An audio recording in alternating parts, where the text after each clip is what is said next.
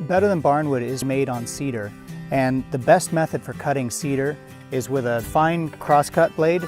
This is a 78 tooth blade, and I'll demonstrate a couple techniques we use to get a clean, crisp cut and to prevent the grain from tearing. I'll also demonstrate what it looks like when the grain tears out, so you can have an idea of what we're fixing with a couple of these techniques. So traditionally, you plunge the saw and you'll just drive forward. I'll show you what that looks like.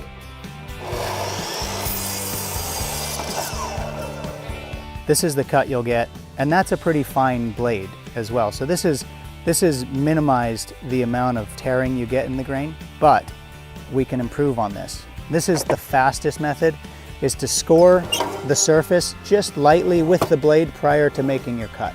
So I'll come across, I'll typically score it on the way out.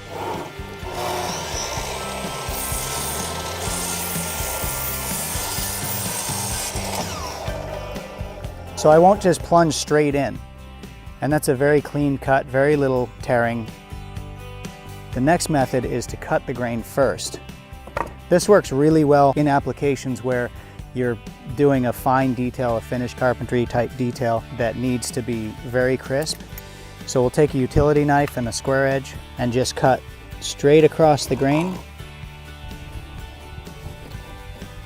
This also works well if you need to use a jigsaw.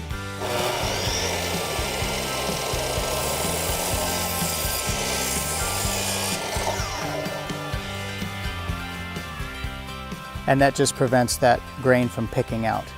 If you do happen to get a pick, especially with our grays, if you get a little tear, you can always use a number 2 pencil or a carpenter's pencil and just color it in a little bit. It generally will hide it.